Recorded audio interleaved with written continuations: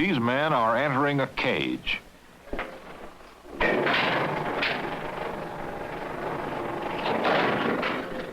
They are being committed to a state prison. Each one of them has offended the values of our society in one way or another. Now they are leaving society behind and going into a new world that has its own values. They are losing their freedom. To some, this is a new experience. To some, this has happened before, and it may happen again. But always, entering prison stuns a man and dazes him. Okay, man, I'm going to give you an envelope piece with your name on it. Would you put your property that you got in your pockets inside the manila envelope? Any rings, wallets? As they surrender their property, small things like rings, wallets, half-finished packs of cigarettes, they may feel for the first time that they are surrendering their individuality to become a number and a piece of space inside a cage.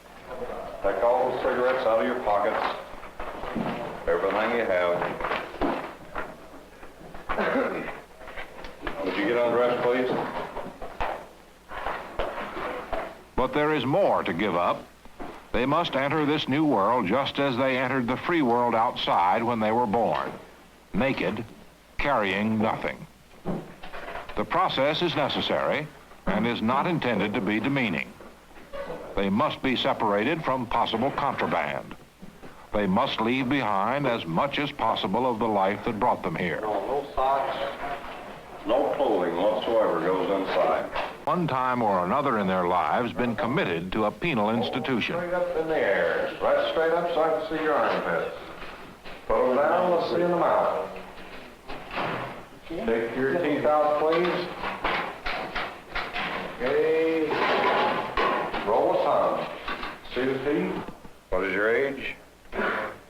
21. Give me your right hand.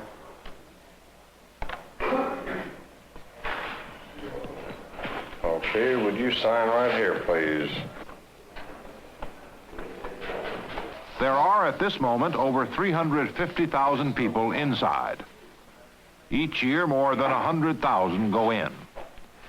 Each year about the same number come out, perhaps half of those to return again someday. What is all this for? The subject is vast and complex. It could not be exhausted in a dozen broadcasts. But there may be a way to develop insight if we can stick to one question so basic it seldom gets asked. What are prisons for? What do we intend to accomplish by putting men in cages?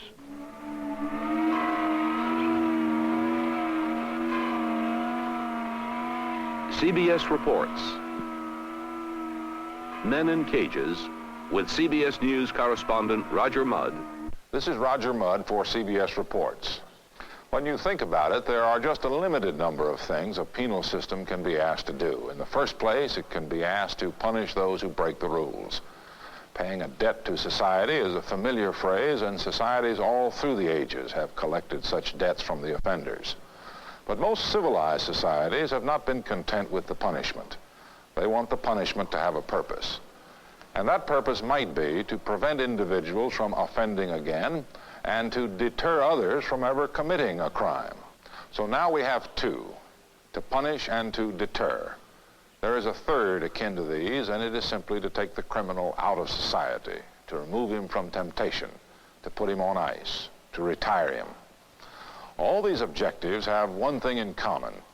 They line society up against the offender, trying to control him by menacing him. Most nations, including our own, want to move a step beyond this. They want to move closer to the prisoner and try to change him so he will not offend again. This gives rise to another purpose of the prison system, rehabilitation. What is our penal system like? A good way to begin finding out may be to discover what the prisoners are like. What is our system up against? The prisoners can tell us. What do you think lies behind your being in this place? Got off to a wrong start. A young kid, I'm at it. I come in here when I was 19. I've been here 16 years. 16. Yes, sir. Robbery with...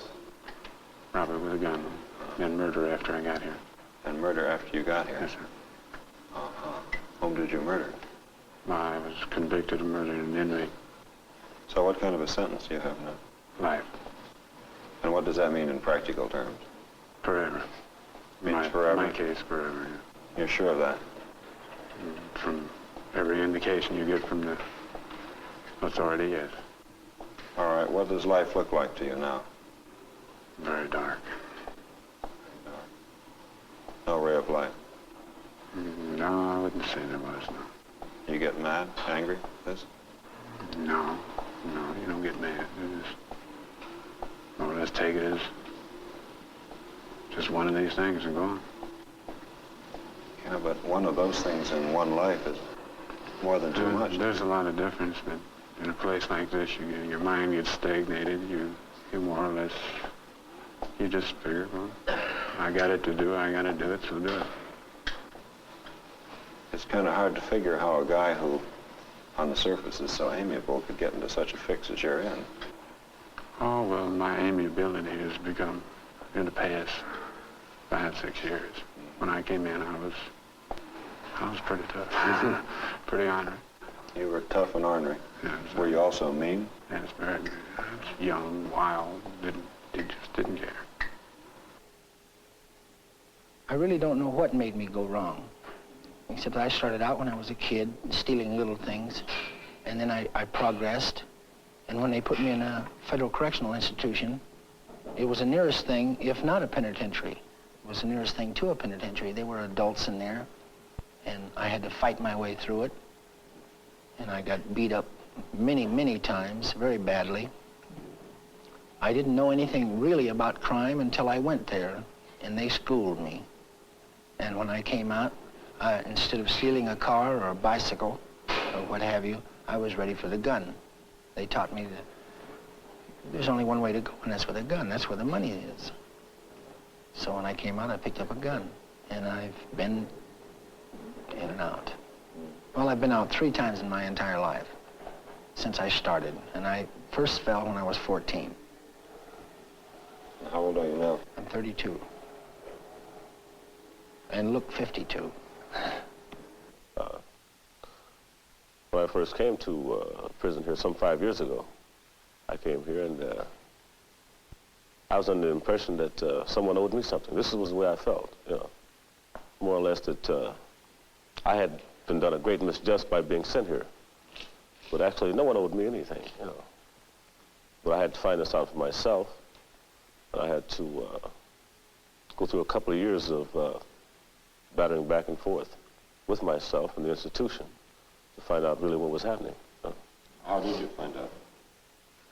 Well, after I got 2 or 3 frictions with custody, which is the institutional police here, and found out that they didn't care whether or not I did 10 or 15 years or 20 years. You know, they leave it up to you how much time you want to do. You know. But they weren't going to help me unless I helped myself. So what are you going to do when you get out? Well, now, I have a whole lot going for me. I have a vocational trade, which I've finished here. Who's that? I'm a butcher now. I'll go out of here as a first step apprentice, second step, or third step. I can go out as a journeyman in some fields of the trade, such as a boner. I can go out as a journeyman boner. The world inside is a world men can adapt to, one way or another. They have little choice. Some of them are lucky enough or sensible enough to be able to make an adjustment that can be useful to them when they enter the free world again. Many institutions try to help them do this. Try to give them work that will prove of some use to them someday. Prisoners teach other prisoners. The jobs of the place get done. This idea of trying to improve a man while he serves his sentence is relatively new. These boys are doing time in a Georgia correctional institution that was less than 15 years ago as tough and unpleasant as could be arranged, where the food was bad, where the discipline was harsh and punitive, and where nothing of any use at all was learned. All men were regarded as dangerous. and treated as if they were a breed apart who might never enter society again. There are many prisons run that way today. But there is also a groundswell of change in penology. New methods are being tried. Some people are beginning to think life in prison should help prepare men for life outside. That adjustment of thought is not an easy one to make. We have all been brought up to look with fear at convicts without thinking of them as individuals or as men we may someday meet. Father Richard Cronin, a new chaplain at Missouri State Penitentiary, analyzes this feeling of fear and its implications. Well, of course, this is a natural fear we all have. When you hear of a person who has done time, invariably, even when I came in here myself, there was a natural fear of the individuals. And this was a thing I had to overcome by association with them. We're always afraid of the unknown qualities, and once we get familiar with them, familiar with the danger, with the attitudes, we find that these were all imaginary, that we had built up to an extent. Granted, in some that we can have a real fear of them, maybe because of their sociopathic nature, but with the vast majority, we don't have to fear them. And I think this has been exaggerated in society, and people are not educated as regards penal work. They have invariably it's apathy. The walls hide the problems. We can forget about them, we're safe. But they forget that 90% of the men will be returning to society. There are things the wall should not be allowed to hide. This is the Harris County Jail in Houston, Texas. It is a monument to prison thinking of the past. Here men are locked up in a cage with nothing to do but wait. No communities are proud of such arrangements, but many local jails throughout the nation with no money, antiquated buildings, not enough staff, too many prisoners, are able to do little better than this. The cage is a great leveler. All men are alike here.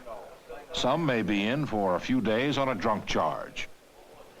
Some may be here for years on graver charges. In practical terms, some of them are harmless people. Others may be dangerous people. There's no way of telling, for all are lumped together under plain punishment. This raises a primary question about the functions of a prison. Does punishment in itself have much effect on men who break the law? Reporter Warren Wallace talks to a man at Missouri State. Checks. That's my greatest trouble. Writing checks. It's your weakness. Yes, sir. That's all I've ever been in penitentiary for, is writing checks. Do you find that people are gullible? Yes, they are, sir. How do you account for that? I don't know. I can cash a check most any place where anybody else couldn't, and they just cash it. And if I'm short of money or depressed or want a drink and don't have any money, or need something I have to buy in material or anything in my work, if I don't have the money, I buy it. Well, now, when this happens, don't you know in your heart of hearts that you're going to get caught? Sir, this is hard to explain, but, you know, it never crosses my mind. I never think about it. The trouble, you know, I never think about that till I get in jail, and then I think about it. It don't worry me. I know it's wrong, sure, but I do it anyway. Of course, I try not to get caught and hope I don't get caught. But... Well, the way you talk, why, it's just going to be a revolving door, isn't it? Well, it looks that way, but there's got to be a stopping point somewhere, and I think it's up to me to stop it.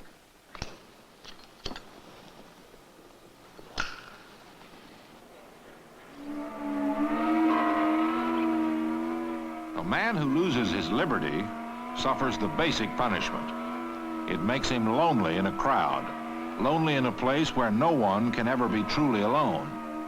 And yet neither this nor any punishment that has ever been devised seems to solve the problem of recidivism, of repeaters who offend again and again and are caught and put away again and again.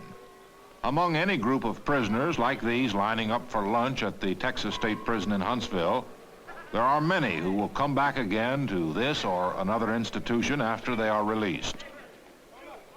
It is not known how many, but a conservative estimate would put the number of repeaters at over 50%.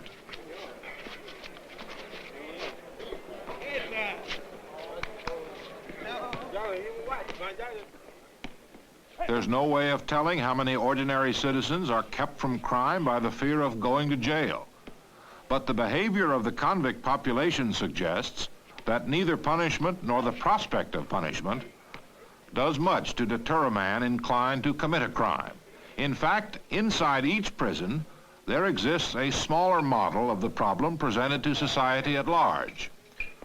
For within the walls of any institution, there is always a percentage of men who seem to be bound to get into trouble over and over again, no matter what is done to them. They are repeaters in another sense, persistently uncooperative, men who spend most of their time in maximum security cells. Reporter Wallace, again at Missouri State. You're in maximum security now. You can't leave your cell. No, sir. You don't get any exercise. No, sir. Don't see the outside world. No, sir. Don't see your fellow prisoners. Once a week, shower day, come by the cell. Like old homecoming week. You what? It's like old homecoming week. When they go marching by. Yeah. So what do you do to pass the time? Oh, just sit around and read newspapers. So they give us reading material down there. You think? Oh, that's about, yeah, a lot of times. What do you think about? It's about every category you can name, one time or another. You lonely? Sure. Be crazy not to say I wasn't lonely. You angry? I stay mad. What was your charge against you that brought you here? Armed robbery, St. Louis, Missouri. First offense? No, I've been other places. You think you're a dangerous man? Oh, I guess, yeah. On the street. Never did nothing right out there. Where did it all begin? If I did my answers, I probably wouldn't be sitting here. When did it all begin? I don't know. As far back as I remember, I've been locked up all my life. Started as a kid? Yeah, I went to Boys Town, Nebraska. And from there, just wild. That most of your life in jail? All of it. You think you'll spend the rest of your life in jail? Not a doubt in my mind about it. There's no sense, you know, trying to kid myself, accept reality for what it is. Right now, I got 85 years waiting on me in Minnesota. When I finish this rap here, got to go back up there and finish 85 years. Very unlikely I'll be released. You ever use your weapons in armed robbery? Oh, sure. We're forced into it. What way did you use them? Shoot people. I mean, you know, I figure like, you know, you walk in with a gun in your hand, the guy's committing suicide, you know, to not acknowledge what it is. I've had people run at me about every kind of weaponing thing. You know, I had people throw pitchers of beer at me, things like this, start screaming, "Get out of here, punk." I mean, what are you going to do, you know? The whole object of armed robbery is to pull the job and get away, you know. You're not going to jeopardize that. You pick that gun up, you got to, you know what I mean? Now, I'm not going to sit here and lie to you, tell you like it is. I mean, it sounds pretty tragic, the truth, but it's the way it is. So you've got to shoot people? Yeah, I've been forced to. They forced me to, by their own ignorance. Maybe I was just a weapon that came along for their release, you know, but they probably wanting some way out or something. Who knows what goes through people's mind. They're committing suicide when they run at you. Well, I've looked at it pretty close. I've had enough time. I've analyzed it, you know. I just can't. I mean, would you come running at me to try to subdue me if I had a loaded gun pointed at you? Word, no. Well, you figure it. How do you feel about the people you robbed? Do you have any attitude toward them? No, I don't try to have any, you know, personal feelings toward it. Cold, you know, I mean. Do you ever have the feeling that what you do is morally wrong? Oh, sure it is.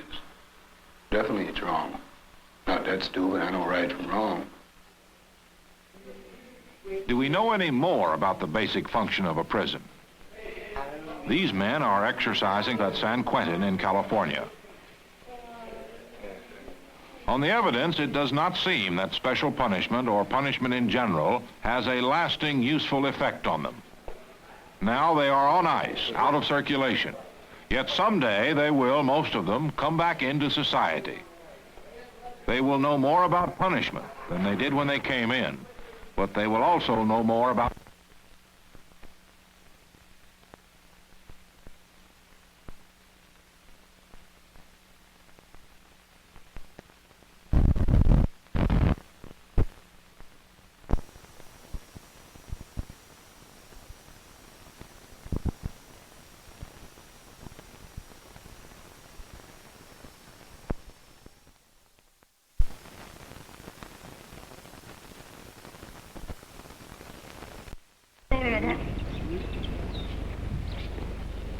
Men are taken prisoner and deprived of their freedom because they have committed crimes against society. But there is one thing done by rounding criminals up and herding them together that society never bargains for nor wants. And that is the negative effect imprisonment has on many men. These cowboys are all prisoners at Ramsey State Farm in Texas. Every one of them is a Class A trustee, meaning that every one of them has been carefully judged and tested by the prison authorities and found to be absolutely trustworthy in prison. And yet one of these men is serving a life sentence as an habitual criminal. Outside, in the free world, he cannot be trusted for a moment. Inside, he can be trusted to ride the range freely without supervision, doing his job and coming back to his cell block when the job is done. The real prison for these men stretches as far as the eye can see. And yet the habitual criminal is, in a sense, penned in as tightly as if he never left his cell. For he has been judged by society to be able to make it here, but nowhere else. So this is one unwelcome thing that happens to men of widely different types in prison. They become institutionalized. Behind the bars or behind the boundaries of their institution, they are model prisoners.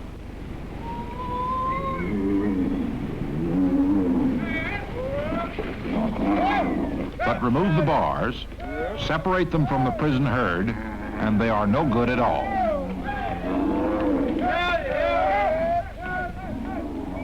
Some of them learn other skills as well, skills that make it easier for them to fall when they get outside. For if you pen criminals together, they will teach each other the finer points of crime. Is there any way of preventing our prisons from becoming schools for habitual crime?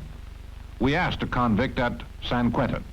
Well, one thing I would do for the biggest thing, I wouldn't put young boys or young men in with, I hate to admit this, but I'll say with a criminal like me, a thief like me. I don't believe they have any business mixing with my type. I've done a lot of things that I'm not proud of, some that I'm very much ashamed of. And I don't think these boys and these young men, first-termers, should mingle with us, because we talk about these things. We'll tell them how to commit crimes. This is just a natural thing in prison. I just have a new cell partner.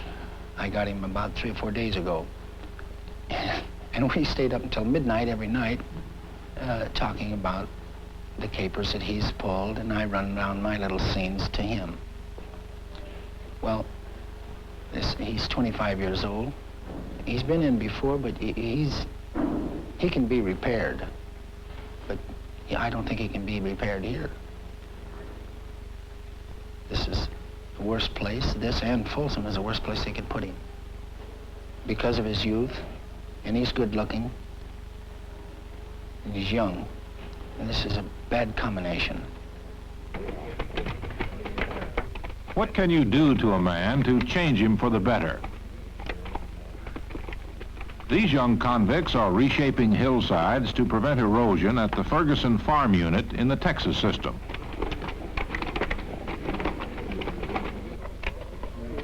They work in highly disciplined teams.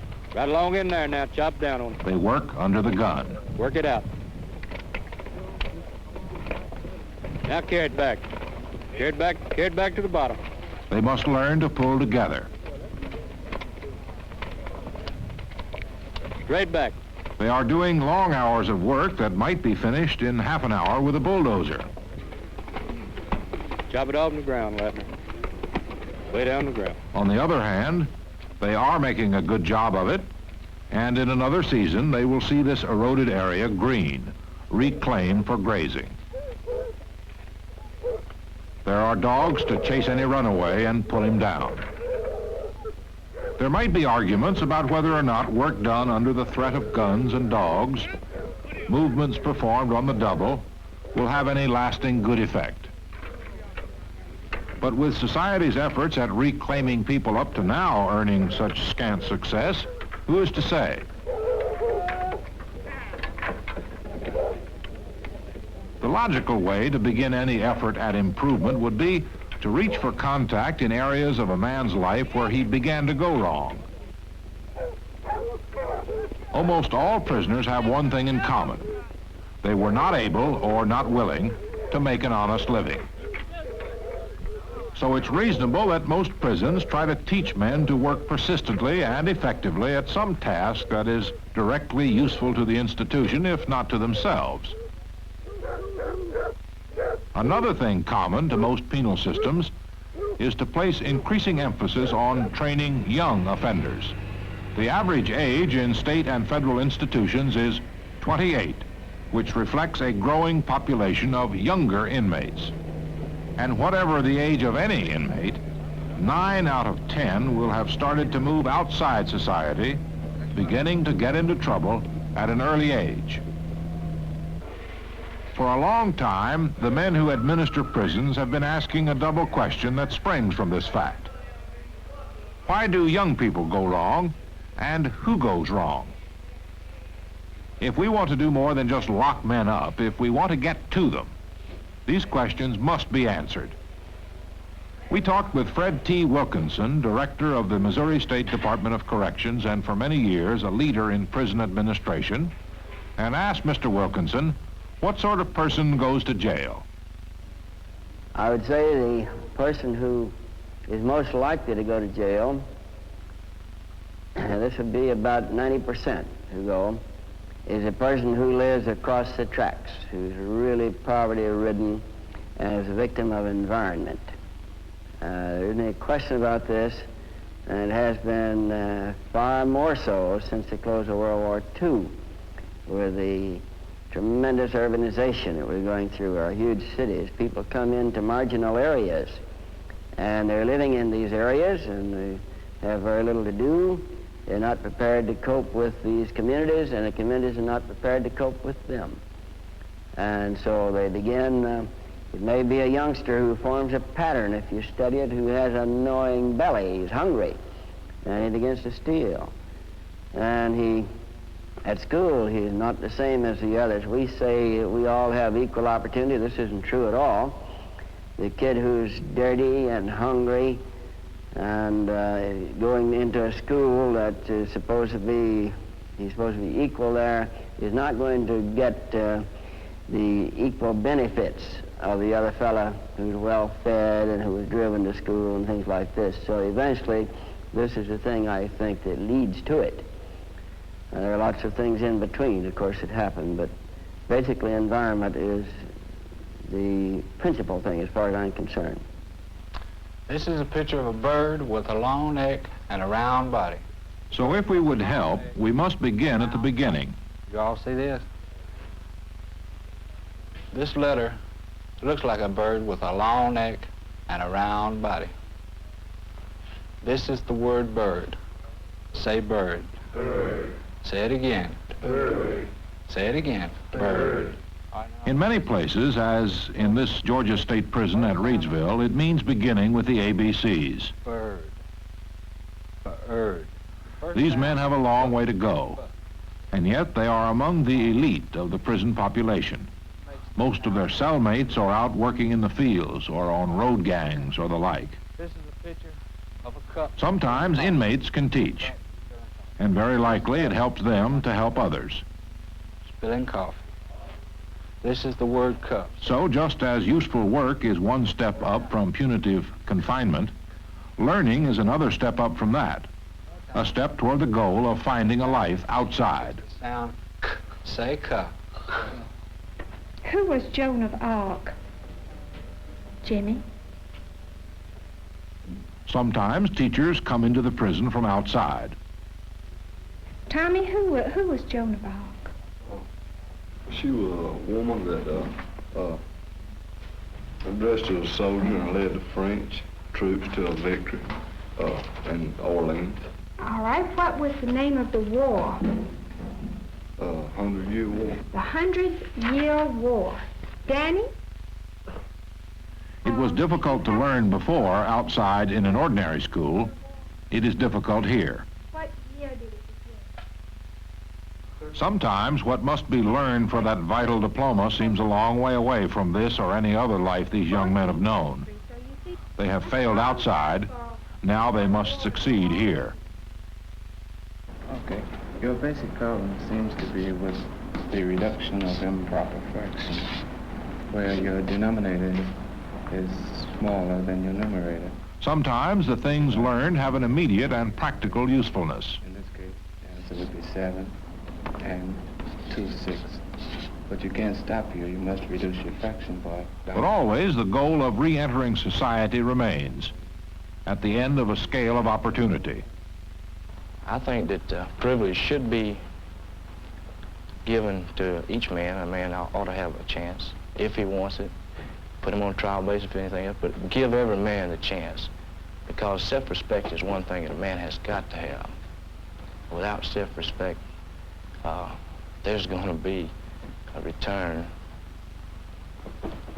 and this sure does give you an insight, helps you look within yourself, you see. It opens your mind, starts you to thinking. The help that we've received out here has not been on a custodial basis. It's been more or less on a man-to-man basis. There's a million and one things runs through your mind when you start getting ready to get out because of the situation you're placed in once you get released. See, a felony, when you walk out the door, unless you've got a family or some friends, you're up to Proverbial Creek. And that $8 don't go far.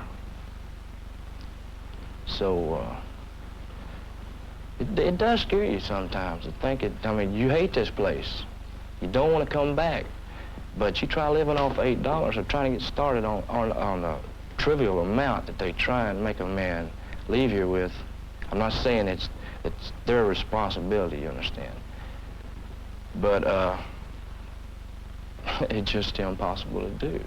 And a man that's got no friends or nobody to go to, there's not one course of action he can follow. That's to steal again.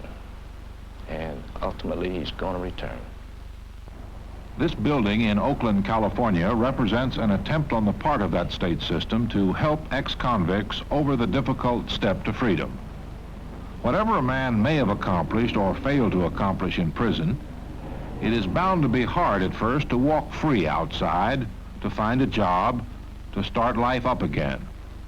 With this in mind, experiments have been launched of providing halfway houses, where an ex-prisoner must stay until he has made a start.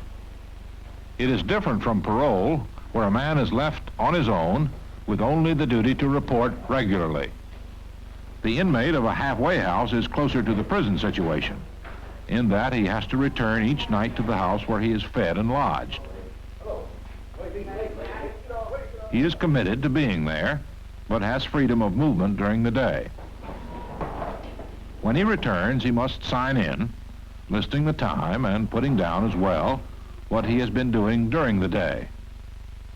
Looking for work is a common entry. The experiment is new. It appears to be showing some good results. Certainly, help of any kind at this stage is needed. But it is often very hard for an ex-convict to find work. Many people do not want to trust such a man with a job, with any responsibility. Why should they? He has demonstrated himself to be irresponsible by getting into prison in the first place. He has committed one crime. Possibly he will commit another. Why take risks? And more than that, many men emerging from prison have no particular skills. That may have been what helped to put them there in the first place. Reporter Wallace talks to one halfway house inmate. What kind of work are you looking for? Well, I'm looking for anything from ditch digger to salesman right now. And what kind of luck are you having? None at all. Why not? Well, if you put down your record, they say we'll call you, and you never hear from them. And if you lie about it, like I've done in some instances, then they wonder about the 3-year gap that I have in there between jobs. What do you think it does to people to be in prison? Well, it does different things to different people. What did it do to you? Well, it made me feel guilty, of course, being there, and hostile in some respects. I was pretty mad about being locked up, and everyone else is wandering around. Do you think you were unjustly locked up? As far as the law is concerned, I committed a crime, and I was paying for it. But you felt that there was an injustice in this? Yes, I do. In what way? Well, for my conviction, it's... Now they're talking about cures for it rather than punishment. What was your problem? It was marijuana, smoking marijuana. And that was the extent of your crime? Well, not actually. While I was out on bail for my second possession, I burglarized a doctor's office to obtain more drugs. So that one they had me on. I did something wrong there. What kind of drugs are you looking for? Any kind. Why? Well, they gave me a good feeling. That's where I liked them. What kind of drugs had you been using?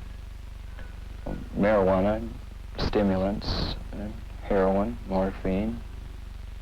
Now, what about trying to find work? What sort of places do you look? Just factory work, service station, odd jobs. Just look through the paper and see something and apply for it. Sometimes I tell the truth about my past, and other times I try to make up things so it doesn't go against me.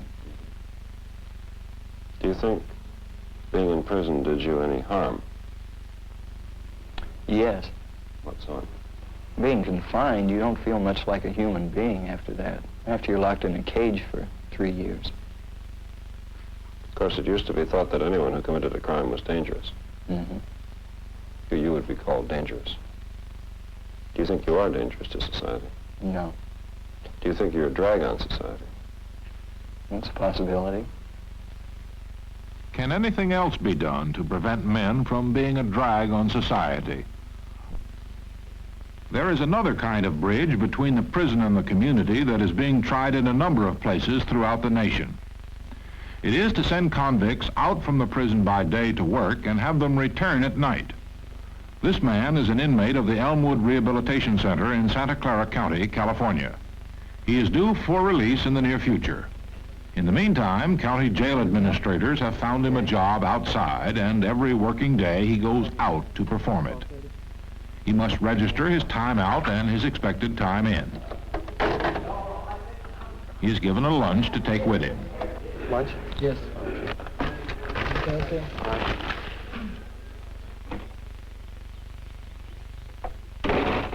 Now he is in the free world on his own with a job to do and a set of rules to live by. No liquor, all money accounted for by the institution, no larking about. He is a man who has been judged capable of accepting trust and responsibility. He drives his own car to work.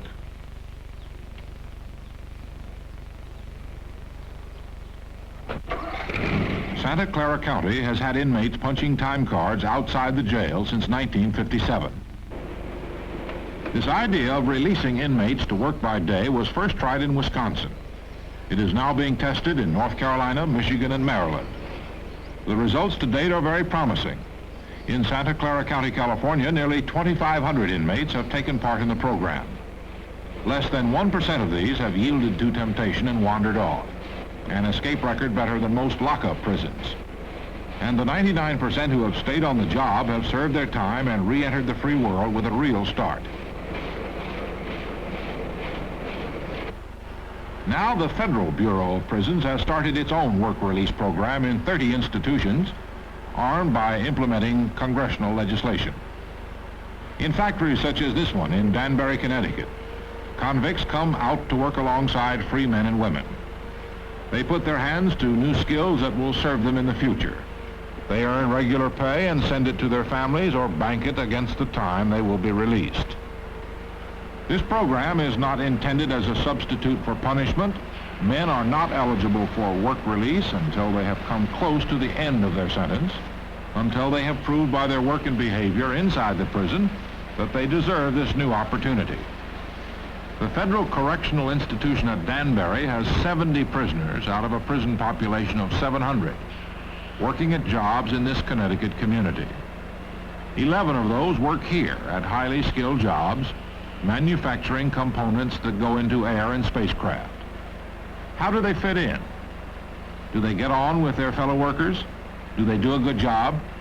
Well, I'm an inspector, and where I've had contact with them in regards to their work, they seem to have a healthy attitude. They're interested, and they try to do good work, and they take correction without any resentment or anything. They seem to have a healthy attitude towards their job. Well, for one thing, we're not confined. We're out here. We're free. We're just like any normal person out here. And in fact, they don't even know where we're from unless we tell them. They treat us the same. We work with us. They try to help us. Nothing to it. I was really surprised to find, I was working with these, the men for a couple of months before I realized they were convicts, and I didn't know it then until I was told. They didn't seem any different. Oh, no, definitely not. Did it scare you when you found out? No, I don't think so. I think it's a wonderful opportunity for them. What do you think the main purpose of it is? For the convicts to work here? Well, I feel that it gives them an opportunity to make money for their wives and children on the outside, and it helps passes their time, and it gives them the skills so they'll know something when they go on the outside. The job has done more than help. It's given me a chance to feel like I'm contributing to my family again, where one who's in prison gets stagnant. He feels helpless and hopeless because he just can't do anything for them. You actually feel free when you're outside, and you actually forget that you're a prisoner. This is true. They've got to pay their punishment. That's what I figure. They've got to do that somehow. But in a way, it helps them when they do get out. I realize that. In what way do you think these men pay their debt? Well, they're paying it by being in, because they're not really free, even though they do come here to work. They're still not free. They still have to go back every night. A lot of time a man does a bid, like me, for instance, 5 years. And he's been gone a long time. He goes out with nothing. So what is he going to do if he can't get a job right away? So he's got to turn to crime. This way he'll go out, he'll have some money, and it could last him over until he can find a job, maybe a month, 2 months. It's all depending on how long he's been on the program. So I think this is a wonderful thing. In Danbury, we talked to Merle Alexander, director of the Federal Bureau of Prisons. We asked him what general theory lies behind the changes that are taking place in prison administration. For every person that we don't intervene in his delinquent career, we have a person who is not going to produce in society, He's not going to pay taxes. He's going to infect the community in terms of his associations with other people. And this becomes the new critical, important role of the prison, is to carry out the order of the court in confining him in an institution, keeping him from his liberty, and then gradually restore him to liberty. There is plenty of punishment in being sentenced to a prison and taken from your family and normal life and placed behind walls. Well, is it true that no longer in modern penology, the directors are guided by the old phrase, he who sins must suffer? Well, it's quite true that this alone, in terms of purely punitive, retributive kinds of mass repression in prisons, is being abandoned gradually by the part of prison directors throughout the country, and indeed throughout much of the world, because it hasn't paid off, because we haven't been able to demonstrate that repressive measures, or the lash, or physical punishments, or whatever this is, pays off. It tends to embitter, and it tends to confirm criminality. Just as the kind of an institution in which you have mass idleness. I visited an institution not long ago in which over 1,000 men out of 3,200 were unemployed. They had no employment. They had no factories. They had no training. And in a cell house with 600 men confined in cells all day long, with guards patrolling the corridors, smoke, talk of sex and crime. This is easy. This confirms criminality. You and I, living 2 or 3 years under those conditions, wouldn't be the same kind of people. How could we be useful, contributing kinds of citizens? We've tried now for 100 years to lock people up and hold them, and when the sentence is up, turn them loose. This hasn't worked. The rate of recidivism in the country is now 50 or 60%. Upwards of 3/4 of all crime committed is committed by people who have already been in prison or in probation or parole. And one of the critical steps now being taken is to extend the control and supervision of the prison toward the community, providing very, very close, gradual supervision and release, on the hypothesis that this breakdown, which has occurred repeatedly, can be prevented through the kinds of methods now being used. What have we discovered? Men are in prison because they have committed offenses against society for which society demands they be punished.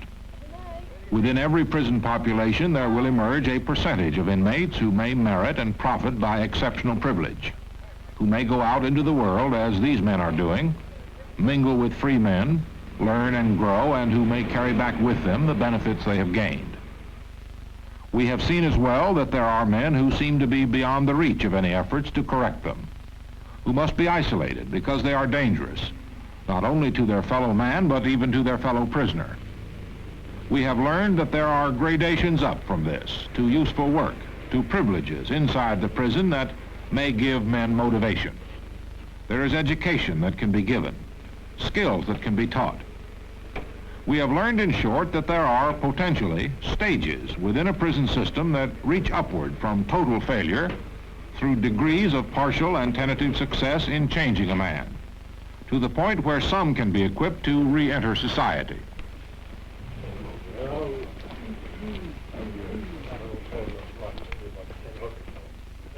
Since most of the convicts now behind bars are going to emerge one day, changed or not, it would seem that our interests demand that as much as possible be done to change the men who can be changed and protect us from those who cannot.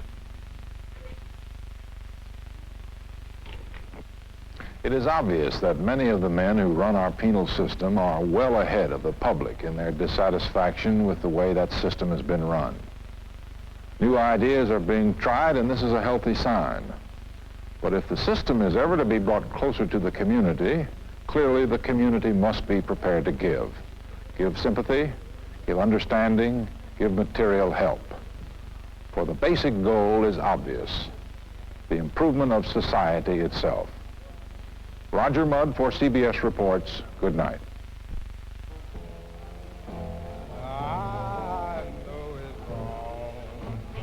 I sing this of you. There's no other way I can be with you. If only your home would approve things like this.